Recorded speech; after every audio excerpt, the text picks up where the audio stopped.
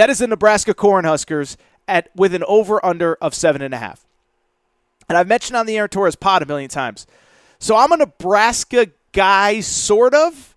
And the reason I've always had a soft spot in my heart for Nebraska, when I was growing up, and people of my age, if you're above like 33, 34, when you were a kid first starting to watch college football, Nebraska was basically Alabama right now.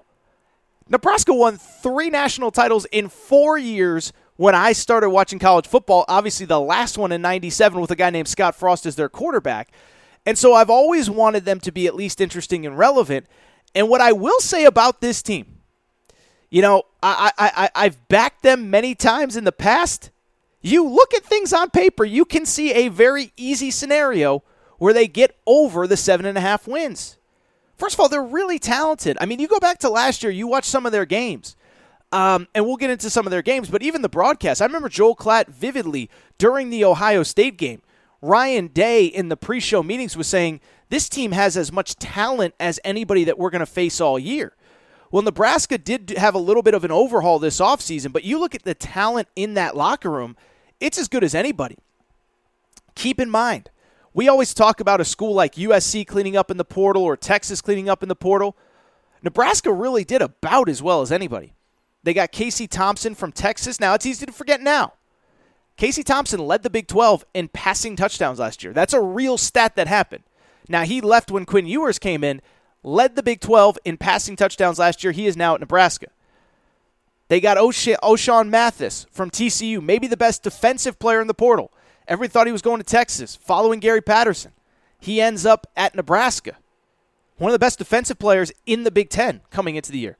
They got Trey Palmer, former 4-star wide receiver from LSU. They got Kane Williams, safety, started his career at Alabama. Tommy Hill, really good cornerback from Arizona State. I mean, they have real players on this team.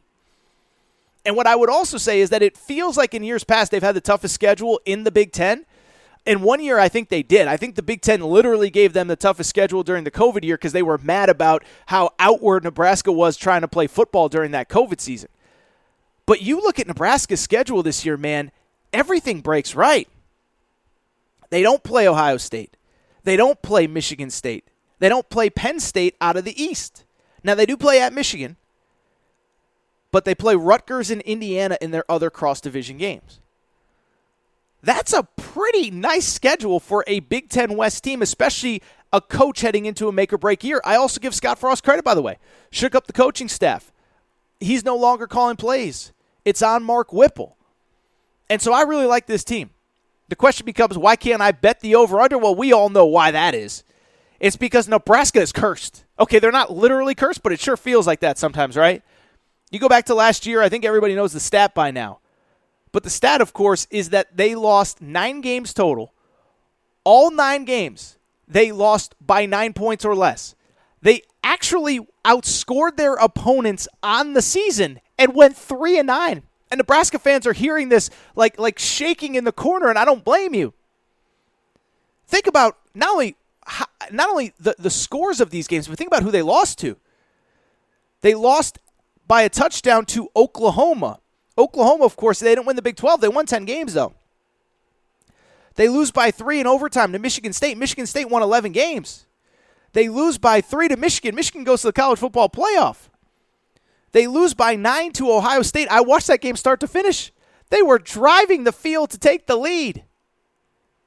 Don't get a score. Ohio State comes back down, puts the game away. They were driving to take the lead. Wisconsin, they were up big at one point in that game. Iowa, they were up big in that game on Thanksgiving Day, or was it the day after Thanksgiving, Black Friday? So you just talk about a program that is snake-bitten. I don't know how anybody can bet this team in good faith. I think they're going to get over 7 wins. Or let me put it this way. I think the goal, like the stated goal for this program, get to 6-6, go to a bowl game. And so because of it, I got to stay away. Because I don't think Nebraska fans would be thrilled with 6-6. But you get us to 6-6 and we go to the Holiday Bowl, we're partying like it's 1996, baby. So I just bring it up to say that's a total stay away to me. But Nebraska is undoubtedly one of the most interesting teams in college football, a stay away. So what I want to do, Do want to take a quick break. I do want to come back. And when I come back, we'll look at the rest of the Big Ten, including really two super marquee teams, Wisconsin and Iowa. I think they're very fascinating in their own right coming into this year. We'll be right back.